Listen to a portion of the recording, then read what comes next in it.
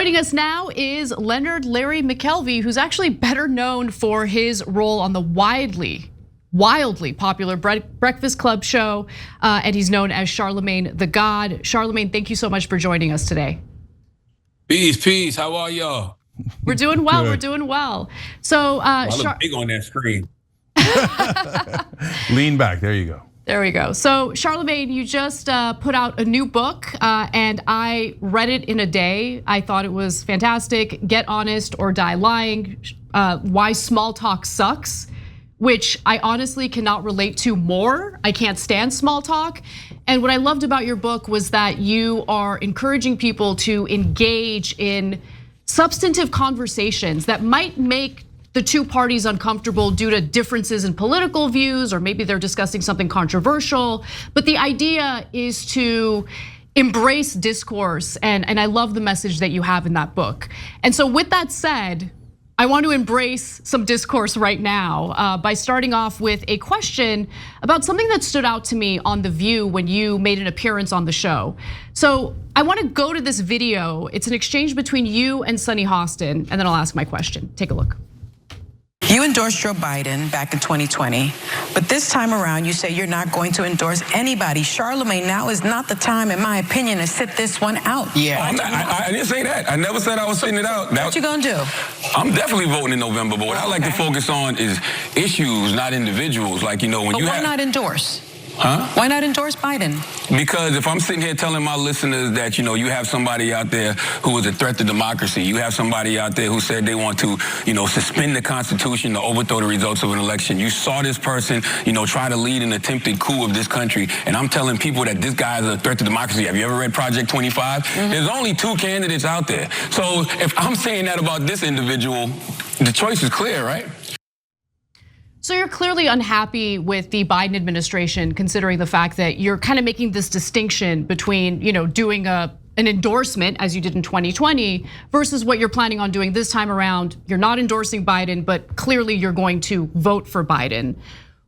Do you feel that constantly voting for the lesser of 2 evils, election after election, is gonna get Democratic voters to where they wanna be in this country with a party that actually represents their best interests, as opposed to the best interests of, lobbyists, corporations, a foreign government like Israel, which the Biden administration very clearly seems to prioritize over the best interests of his own constituents? I'm curious if you think your tactic here is going to yield positive results.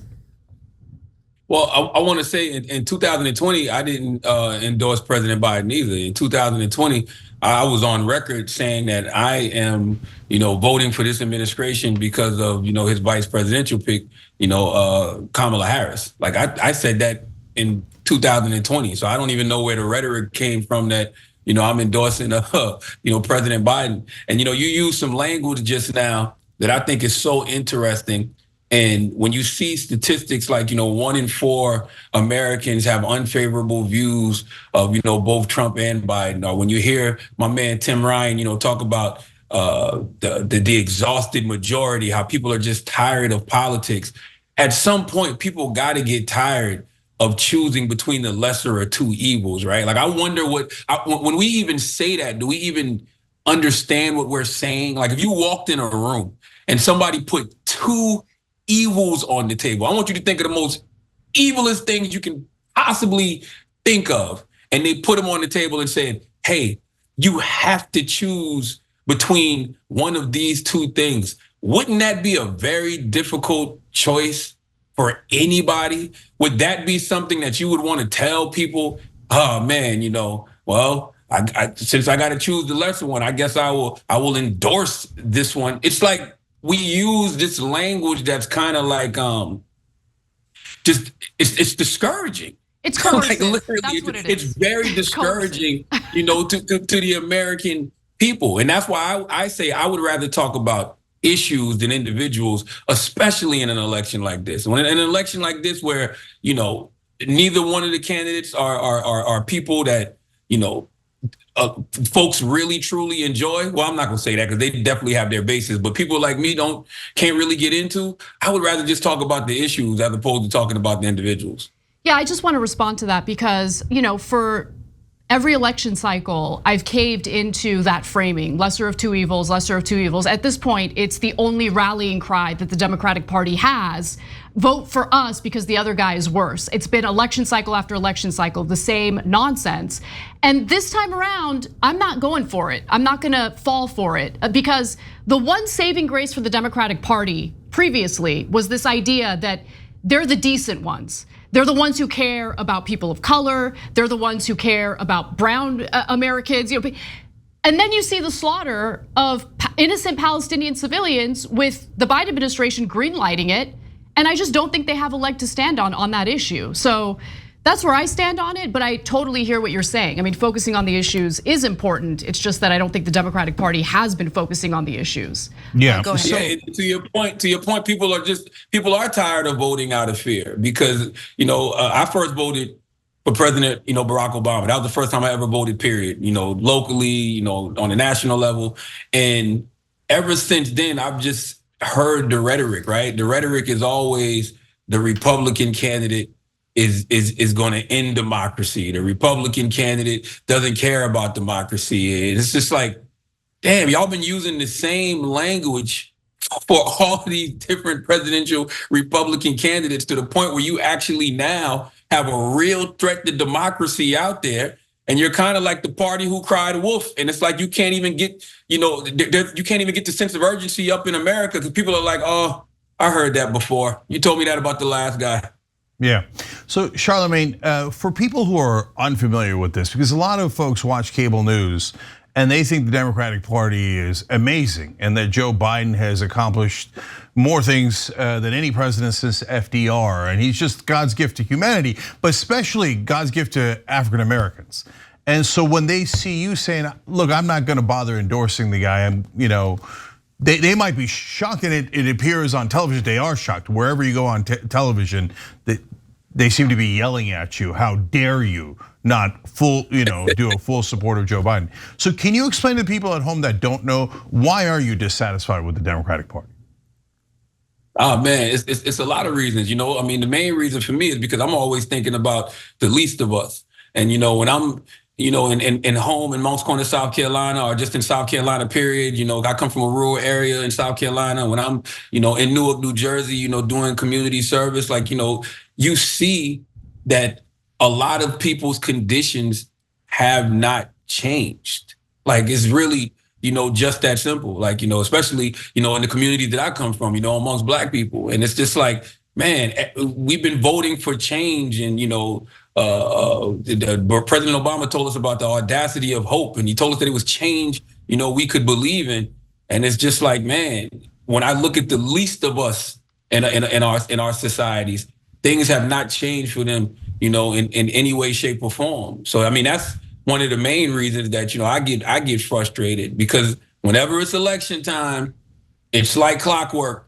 They start coming around and they start selling the dream, and they're telling us that things aren't going to change unless they have control of the White House and the Senate and Congress and all of these different things, and we go out there and we make these things happen, and things still don't change. Exactly. And the biggest problem I have with the Democratic Party is they really have a sense of cowardice when it comes to calling out people in their own party who are holding up progress. We watched them for 4 years let, Joe Manchin, Kristen Sinema just hold up progress, and nobody was calling them out. If people go back and they watch the conversation I had with Vice President Harris when she was on my talk show on Comedy Central, that's what I was pressing her on.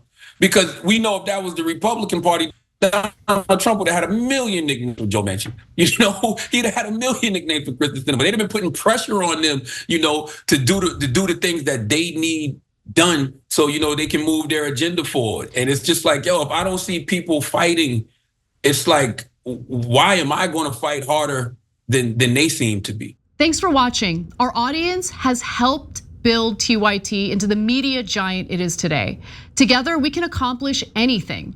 Support our work and join us at tyt.com/team. Yeah, look, you're making a really great point. And one example that really stands out to me were the Senate runoff elections in the state of Georgia. And you have Black voters getting super organized and doing what it took to ensure that the two Democratic candidates in those races won Senate seats. And they delivered. They delivered on the promise from Biden that should Democrats take control of the Senate, he's gonna fight for a voting rights bill. What happened to that voting rights bill? Yeah. And so my question to you is, Charlamagne, do you think this is what explains Trump increasing his support among black voters, particularly black males? A recent Pew survey found that Trump increased his support among black voters to the tune of 18%. So 18% of black voters, according to that poll, plan on backing Trump. Just to give you comparative analysis here, back in 2020, only 8% of black voters said that they planned on backing Trump. And so, do you think that the failures of the Democratic Party in delivering real benefits to the black community has translated to this increased support for Trump?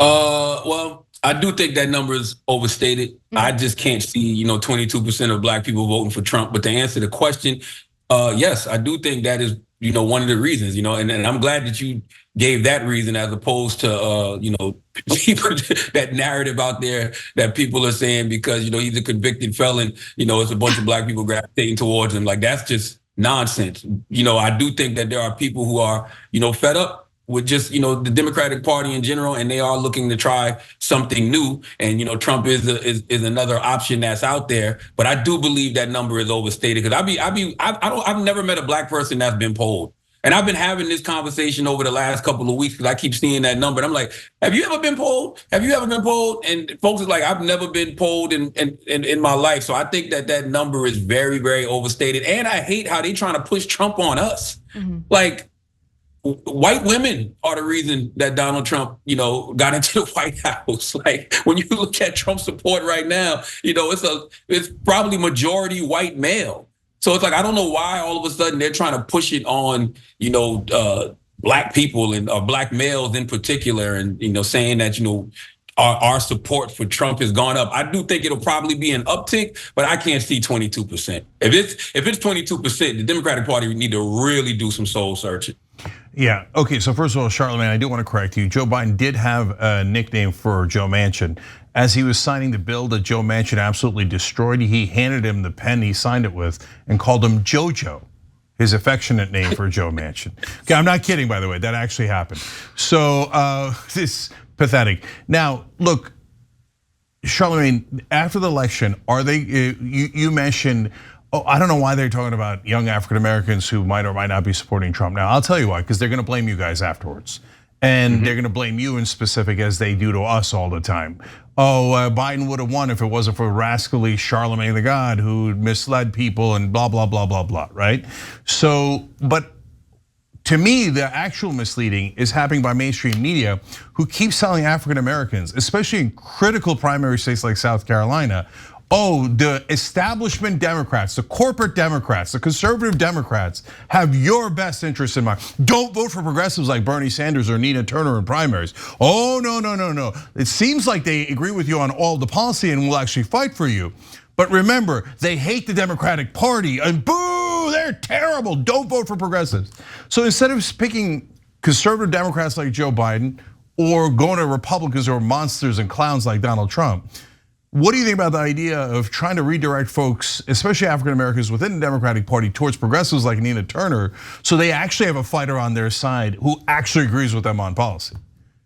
Well, I love Nina Turner. I support Nina Turner in any and everything that she does. I think that she is just, incredible. And she has a way of messaging to people that they understand. And, one of my favorite quotes of hers is that, you may not do politics, but politics will do you. And I totally agree. Like, those are the people that I would love to see, Democrats putting a lot of energy behind, but, they discourage people from the Bernie Sanders of the world and the Nina Turners, and or even, and I'm just throwing this in there, like third party candidates, they discourage people from them because they'll say things like they just simply can't win. Like they'll say that, like that is the rhetoric that they will use. Voting for them is a waste of time. Supporting them, is a waste of time. And I think that discourages people from, actual, candidates who who care about people. That's literally the biggest issue that is going on right now in America. You have all of these elected officials who are always putting their party over the needs of the people. They care more about the needs of their party than they do the needs of the people. And that's the problem with American politics. You can listen to Nina Turner, you can look at her, track record and see that she cares about people more so than anything. And I think that, a person like that, running for office will never truly have the support, that they need, because to your point earlier, like, man, these corporations are all in these elected officials' pockets. And if they can't put they put their hands in, people's pockets, they don't want to support them. So somebody like Nina Turner, sadly, unless, we take back our power and realize that the power is truly in the people, she'll never get the shot or the opportunity that she deserves. Yeah, and I feel like they keep yelling at you guys. They do to all minorities, including me, etc., but especially to African Americans. Like, how dare you not support the establishment Democrat or the Democratic incumbent? But then when it's Jamal Bowman, all of a sudden, nobody's supporting him. Hillary Clinton says that endorses his opponent. Josh Gottheimer, who started a PAC to support Democratic incumbents, now is against the Democratic incumbent when it's Jamal Bowman. So how do we get an actual rebellion within the African American community and wake them up to the fact that the corporate Democrats are not at all on their side and that they actually have an alternative within the Democratic Party? I think eventually at some point the Democratic Party is going to fall flat on their face. I think at some point the scare tactics aren't going to work. I think at some point, people aren't going to vote out of fear. I hate that it has to be. And I don't even know if it will be this year. I don't know. I don't know. But I hope, in a way, I hope that it's not this year, just because I think America's democracy is too fragile, to handle Trump in office again. But eventually, that is going to have to happen. Eventually, the Democrats are going to have to fall flat on their face, in one of these presidential elections, and they're going to have to see, support from the African American community either go elsewhere or just not show up at all. Because that's the other thing. Just because people aren't supporting, this administration at the moment doesn't mean that they're running to Trump either. It just means that voter apathy might win. I've been saying that, for the past year. Like, this election is about the Republicans, who are the crooks, the Democrats, who are the cowards, and the couch, which is voter apathy. And a lot of people might just choose to sit this one out, just because they are that discouraged, about both candidates. And it's not even just, the base of the Democratic Party. There's probably a lot of Republicans. There's probably a lot of, independents who are just like, I'm cool this year, which is scary, because then it's just going to come down to the bases. And when it comes down to the bases, it seems to me like, Donald Trump's base is way more energized than, the President Biden's base. That's definitely true. I mean, you see it in the rallies that Trump holds, and you see it in, just the voters being much more galvanized on the, right versus what we're seeing among Democratic voters. But I want to stay on the topic of democracy for a moment, because you said a lot of really interesting things, especially as it pertains to third-party candidates and the the propaganda and the campaigning to essentially convince voters that supporting a third-party candidate is a bad idea. And I'm curious if you have ever considered whether the Democratic establishment values democracy as much as they claim they do, because the Democratic establishment did not allow for a primary on the left this time around at all. Remember, Biden said he wouldn't run for re-election. He was only going to serve a term and then bow out, but then he decides to run for re-election. If they're genuinely terrified that Trump could win and dismantle our democracy, do you genuinely think that the Democratic Party would be okay with running a feeble, frail-looking man who is incredibly unpopular with the electorate? And it's a serious question, because seeing that they are gung-ho about Biden really makes me question whether they believe that Trump is a threat to democracy. I've been saying this. I promise you, I go in and out of that so much, because I'm like, well, if he's really such a threat, why aren't they acting like it? Exactly. I've been saying since last year, I'm like, Biden's not getting no younger. He's not gonna get a new running mate.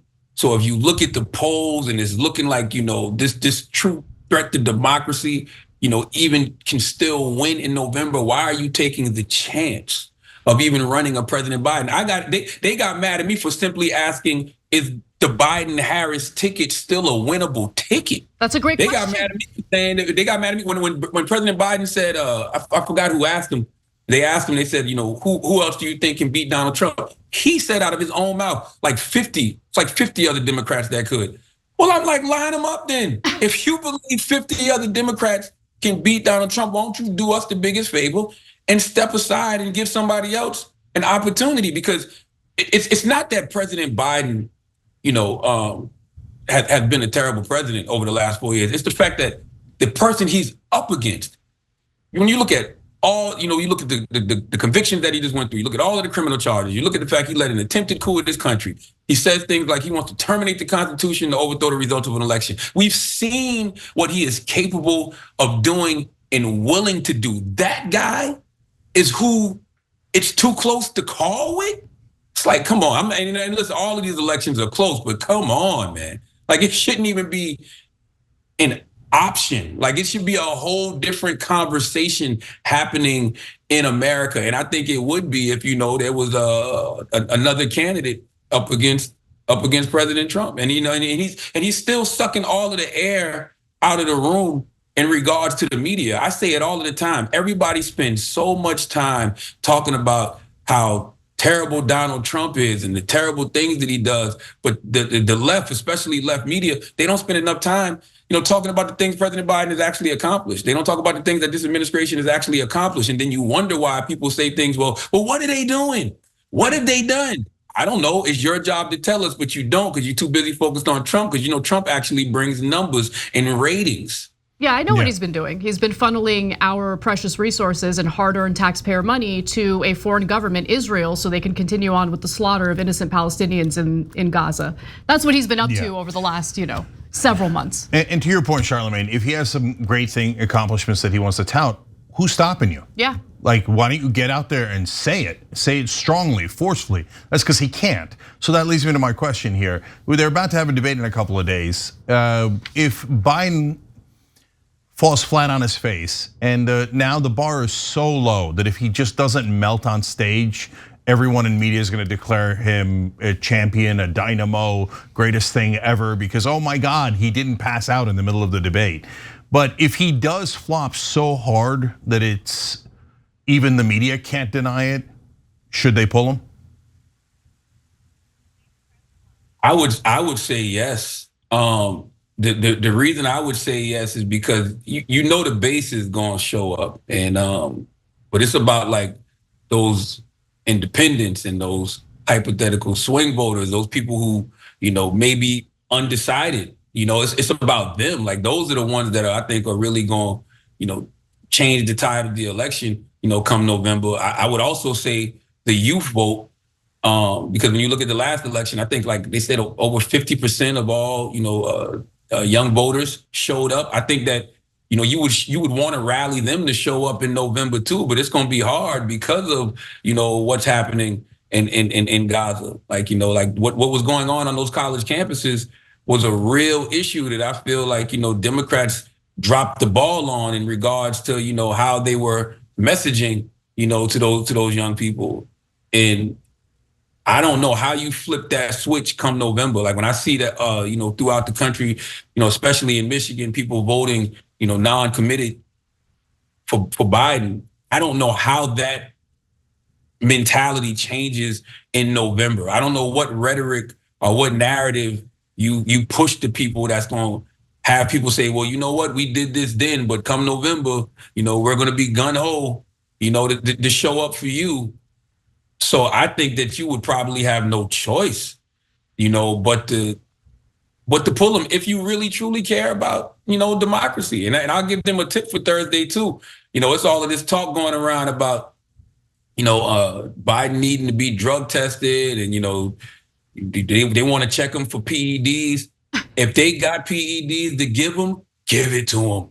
I'm all for the drugs. Drug him up. Like give him the same super serum they gave Steve Rogers to make him Captain America. Expose him to the same gamma radiation Bruce Banner got exposed to become the Incredible Hulk. I want him to join a long list of incredible athletes who were better when they were on PEDs. The Mark McGuires, the Barry Bonds of the world. If they got something that can make him look more energetic on Thursday, that can make him look like he's not in cognitive decline, they need to give it to him. And by the way, Trump definitely needs to take some too.